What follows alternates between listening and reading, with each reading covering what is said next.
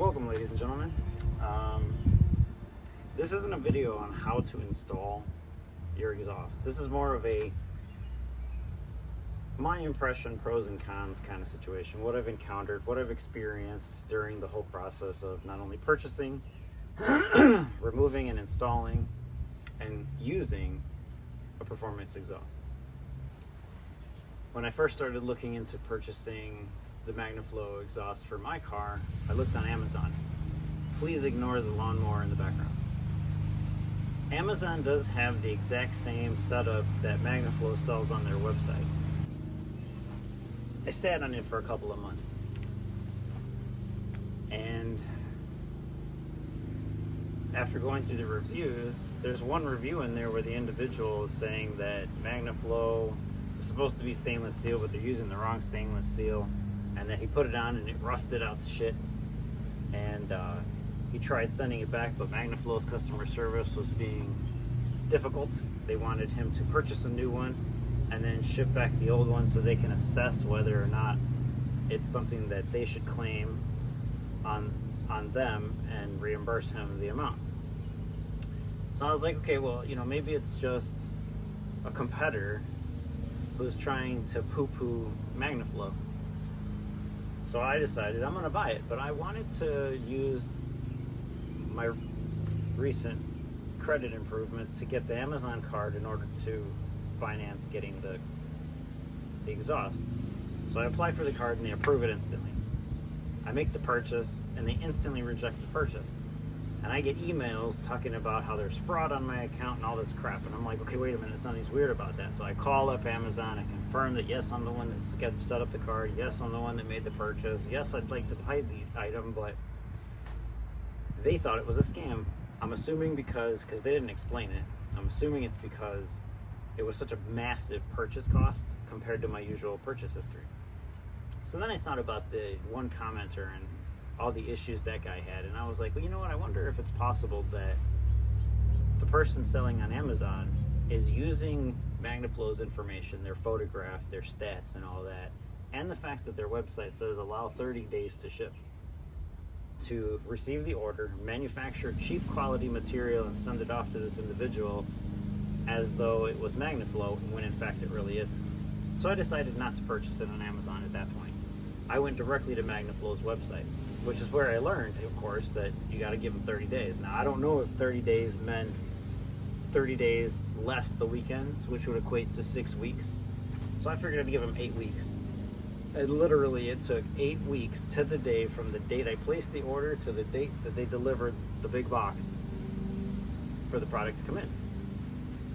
And I quickly looked over it. Yes, I saw the welds on there that they made, and I questioned whether or not the welds are stainless steel. The material is supposed to be stainless steel. It certainly sounds different when you tap on it. It certainly feels different and slightly looks different, but I wasn't sure. So I decided to take the unnecessary extra step on my part and spray paint with high temperature paint all the welds, just to give it a little extra exterior protection from the elements. Not that the water that comes out of the thing isn't going to stop it from rusting on the inside, but that's beside the point. You do not need to spray paint your exhaust with high temperature paint unless you want to. You don't need to do that. Taking it off was relatively easy. Took a hacksaw to the main portions of pipe to make it easier to disassemble. I did not purchase the tool necessary to make it easy to remove the hangers off the rubber that it hangs on. I would recommend purchasing that tool. You can get it at Advanced Auto. You can also probably get it on Amazon. In fact, I'm pretty certain you can get it on Amazon. Maybe AutoZone probably has it. O'Reilly's might have it. So yes, get the tool. It makes it much easier. Spray a little bit of soap on there, put the tool on, squeeze, it pops it right out. You're good to go. I forced one out using a flathead screwdriver, and I got it to work, but it was such a hassle. I ended up just grinding off the other ones, and they slid out with a piece of cake. Had I had the tool, it would have been a lot easier. The kit that you get from MagnaFlow does not come with the bolts to mount it to the flange. It does not come with a seal to replace the seal that you break that you open up when you take it apart. So I would recommend get a brand new seal to put on there, get brand new bolts, because obviously the bolts are going to be rusted. Mine were actually welded in place, so I had to grind them off and then drill out the holes in order to mount the new one. But I had already purchased brand new seals and bolts, so I was good to go on that. Installing it was a piece of cake. The kit does come with the clamps necessary for the two joints that are going to be assembled when you put the thing together. And of course, not only was it easy to do, it was enjoyable too. I enjoyed doing it. It was fun. In terms of pros and cons, the only con that I can think of would be, the first would be an officer that has nothing to do. Granted, I recommend look into your city ordinance, look into your town ordinance, see if they have any restrictions regarding decibel limits, decibel regulations, any emissions and all of that mess. Look into that before you invest in getting a performance exhaust. The cop, if he doesn't have anything to do and he feels like being a total douche, he might pull you over for noise pollution, using the terminology unusual exhaust noise. You know, your vehicle sounds like it's emitting unusual noise. They'll get you on that. According to what I'm understanding, measured at the property line, you can't exceed somewhere in the range of 80 decibels. Measured within the dwelling, you can't exceed somewhere in the range of 55 decibels.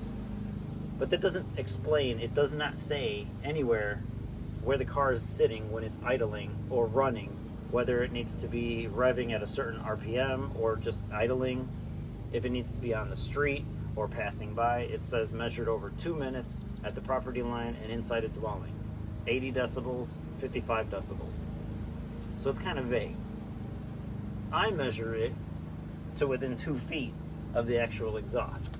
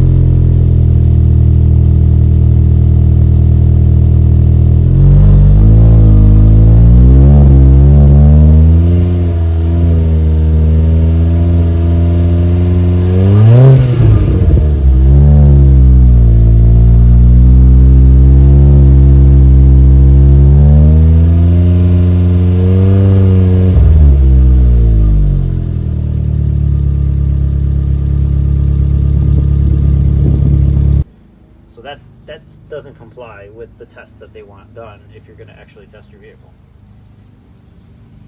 But the cop might still pull you over and say you have a loud exhaust, that you've modified it. I personally would argue that it's not a modified exhaust.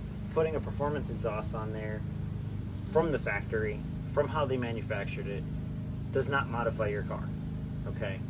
A mod would be if I were to drill a hole in it so I can add a valve that opens up and lets more exhaust out. That would be a mod. This is just an upgrade. That would be like saying I went from Bridgestone tires to Firestone, now I've got modded tires. Or I went from generic brakes to ceramics, now I've got modded brakes. Or I went from incandescent lights to LED and now I've got modified lights. You're just upgrading. It's not a modification. But the cop's going to say you have modified exhaust, and that's BS. You might even claim that you're violating or you're not in compliance with emissions. If you didn't change the catalytic, then you're not in violation of the emissions in terms of the chemicals coming out of the exhaust. This car still has the original header, still has the original catalytic. The exhaust fumes are being processed by the sensors, and the sensors are saying I'm in spec. I'm not throwing a check engine light. If I was throwing a check engine light, then yeah, I'd have an issue. But I could go to MagnaFlow, give them another $800 and purchase the high flow headers and a high flow catalytic, and maybe I'd still be in spec. But if I got that thing hooked it up and ended up throwing a check engine light, then I wouldn't be in emission standards and I'd be violating the city ordinance. But I didn't do that. I changed it from the flange at the tail end of the catalytic back, a cat back exhaust. So I've got a brand new resonator and a high flow muffler. So emissions wise, I'm not in violation. Decibel level wise, I don't believe I'm in violation either. But I would recommend getting that looked into, check it out, test your vehicle, make sure you're in spec, so that if you get pulled over and you get a ticket and you go to the court, you can present your evidence and get the case dropped. And then the next time the cop pulls you over, you turn it into a pro, because now it's harassment. You can sue the police officer and potentially get a settlement. So that's the one major con that I can think of in terms of having this exhaust. The second one, which more is an annoyance than anything else, would be when you're at a red light and there's a car in front of you and you both start to accelerate. If they hear your exhaust, they tend to slow down. So you'll find that you're going to have a lot of people driving slower in front of you. So for me, day one driving on this thing, everybody in front of me was accelerating really slowly, multiple days in a row for the past week. Okay.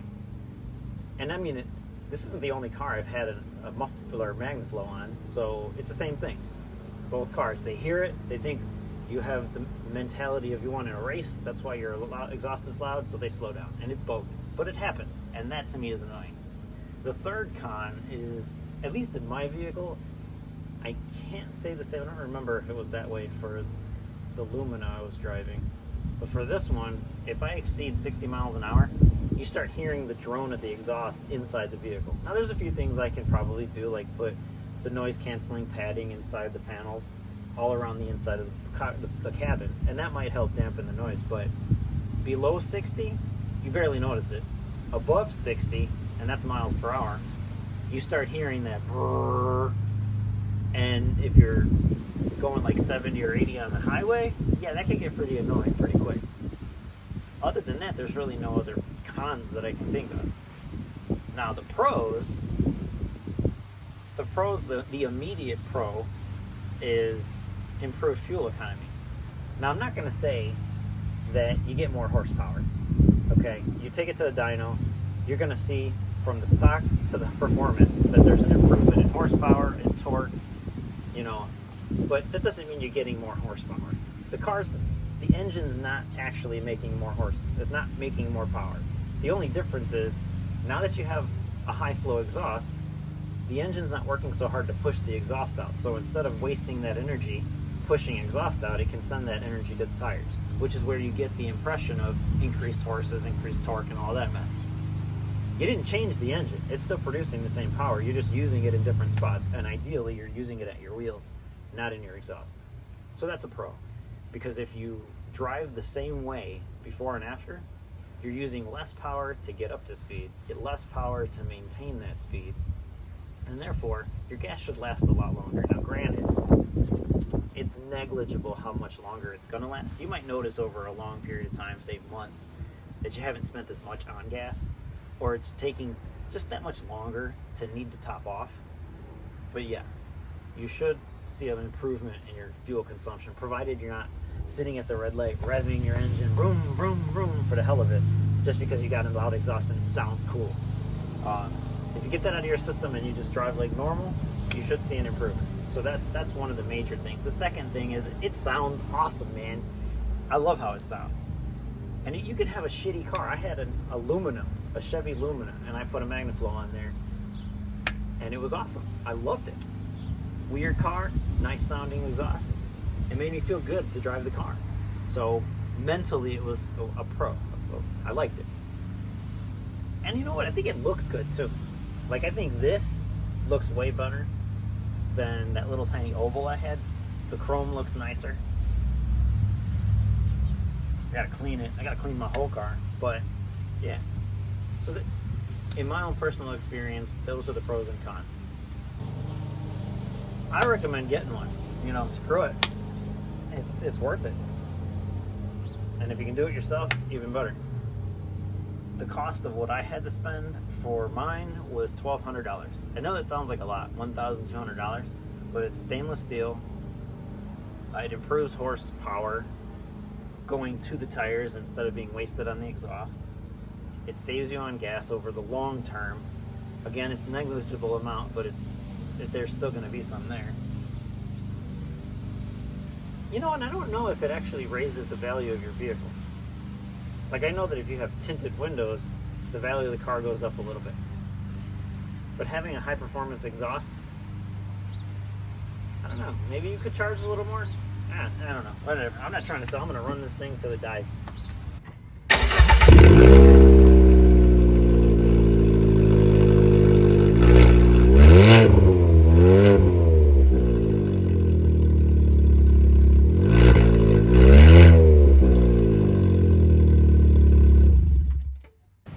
Man, it's a really nice day out right now.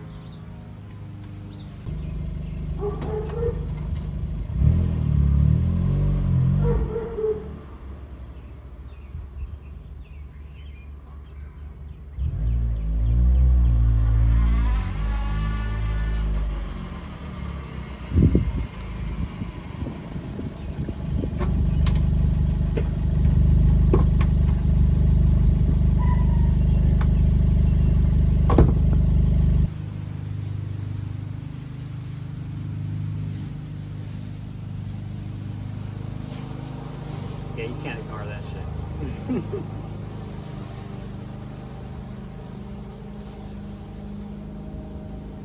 Sounds like he's getting closer.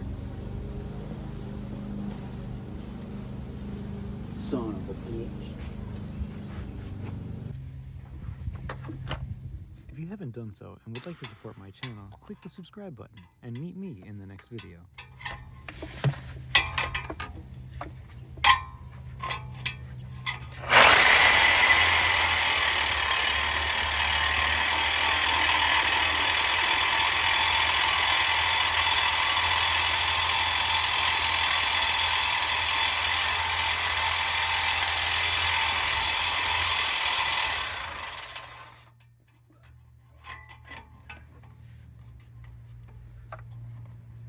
Can't see what the hell I'm doing.